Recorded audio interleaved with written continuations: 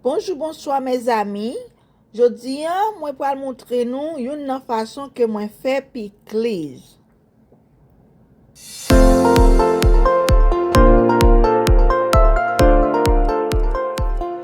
Mwen pral utilize yon chou avek karot ki mélange ke mwen achete tout rache. Si ou pa jwen ni kon sa, ou kapab utilize yon chou, ou kapab achete chou avec carotte là. Kounya ou même ou kapab utilize yon graj ki gen parti pour râper yo, ou utilize graj lan pour kapab faire pikliz lan, ou du moins ou kapab rache avec couteau, ou rache yo petit, et puis ou kapab faire pikliz lan avec li. J'on ap gade an, sa m'achete a gen feuille yo ki yon ti an pigo. So ça me fait moi tirer ça qui pigo yo, moi rache yo encore, ou du moins ça qui yon ti jan m'pare même juste retirer nan parmi yo. Kounyan ça n'a gade là, m'a coupé piment. Ou capable rache piment tout petit, ou mette nan pikliz la, mais le ou rache l kon son mette nan pikliz la, lò manje pikliz la, ou capable craser piment badan. Surtout si ou gen ti moun kap manje pikliz la, li pa conseiller nous pour nous rache piment mettre nan pikliz la. Ça que moi fait kounya la, moi rache piment, moi ap mette yon ti poudlage, ou capable mette yon ti lage crasé tout. Et puis kounya la, m'a mette yon ti poudre Maggi. C'est yon ti poudre seasoning que moi mette là dedans. Et puis kounya la, moi mette un petit vinaigre. Fin mette un petit bol qui gen vinaigre, et puis moi boisse yo tout ensemble, bien boisse. Et puis kounya la, moi poil ajouter yon ti d'eau. Ça fait m'ajouter ti d'eau hein, c'est parce que moi pas vle goût vinaigre là trop fort dans pikliz là. Moi ajouter ti d'eau pour capable découper vinaigre là. OK?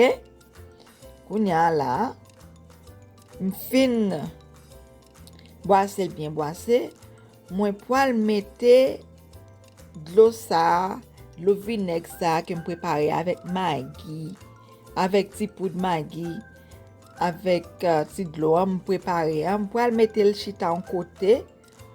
Pendant ce temps, me poil mettre le chita en côté pour me capable à continuer préparer tout ça que me gen pour mettre dans pikliz là.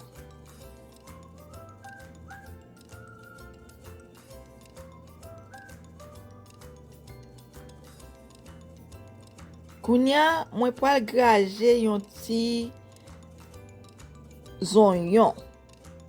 Ou capable graje zonyon an, kon sa tou ou capable rache li avec yon couteau. M'graje li, et puis li sorti presque même genre avec pikliz là. Non, si cal patikal, et puis li prend même forme avec pikliz là, avec carotte là, avec chou.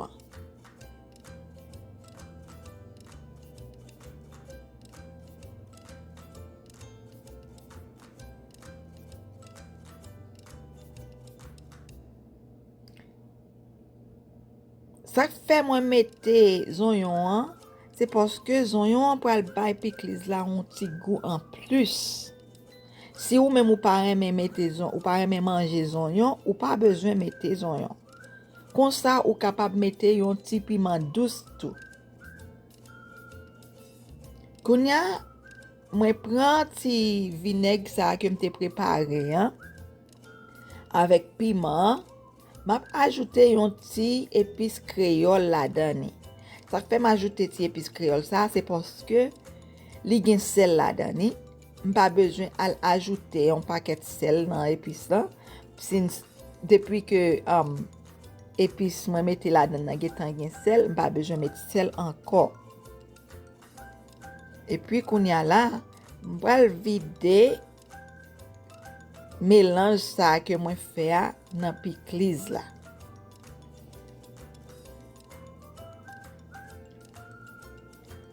Là nous mettez mélange dans pickles là, pas oublier pour nous retirer piment tout. Et puis qu'on y a ça que moi fait, m'goûter les moi conti citron, moi ajouter un petit citron là-dedans. Comme ça nous capable faire les avec citron ou bien avec orange seulement sans que nous pas mettre vinaigre. Moi-même, moi t'ai choisi mettre vinaigre à la dedans et puis me mettre un petit citron. Ça veut dire l'on fait pickles là ou bien plusieurs façons qu'on capable faire li, ça dépend de goût pa ou.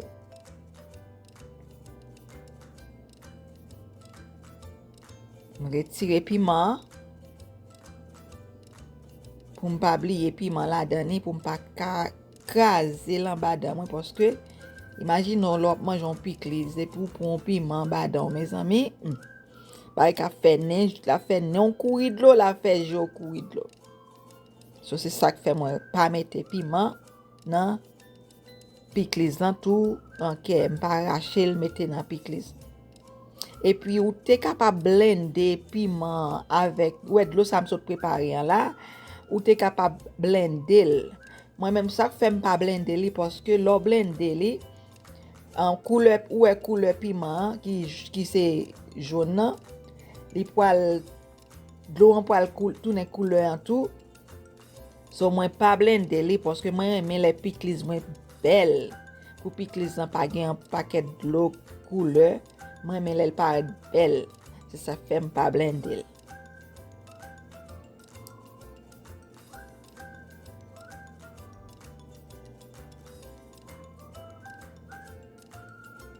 Kounya m'a goûté pickles là pour moi est-ce que les goût normalement on connaît les nous quitter pickles là chaque jour passer sous les pickles là viennent pirassi et puis pickles là viennent pi goût mais en même temps nous supposé goûter pickles là le n'a fait lien pour nous capable garder est-ce que le gain assez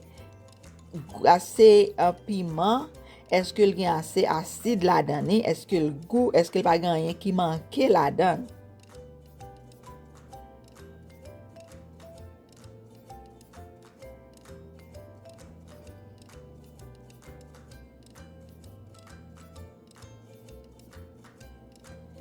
Kounya mwen gen yon bocal, m'pral mette pickles là dans bocal là.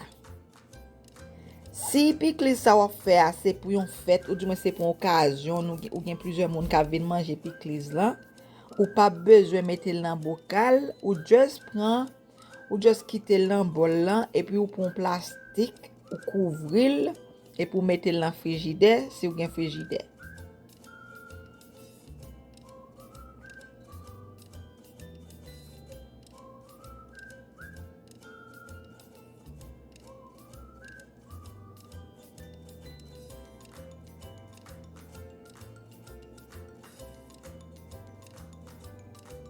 Pickles ça li ka manger avec yon bon griot. Li ka manger avec yon bon griot ak banane pesée ou du moins poisson frit.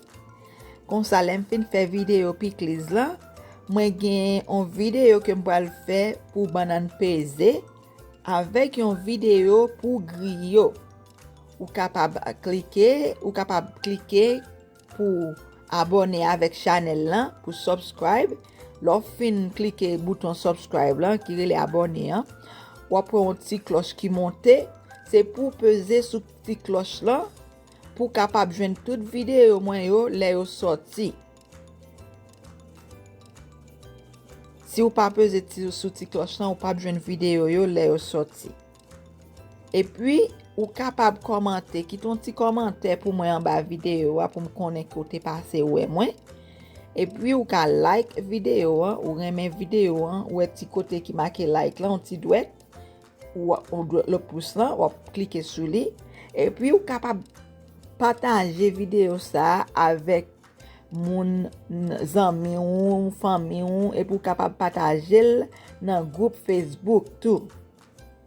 J'en ai regardé là, mettez un petit vinaigre en plus parce que m'pas mettre trop vinaigre, mettez un petit vinaigre en plus là-dedans M'te capable tout mettre tout vinaigre, l'aime t'a fait comme commencer, l'aime t'a fait de l'eau, oui, mais m'pas faire comme ça.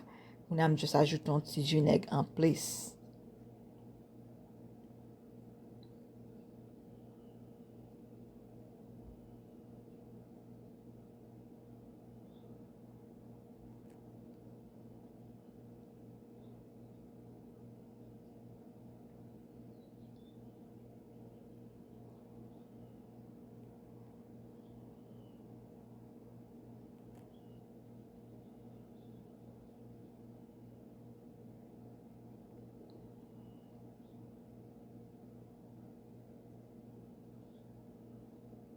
Kounya, men pikliz la, men koman pikliz lan sorti, pikliz lan bel, kompren mwen?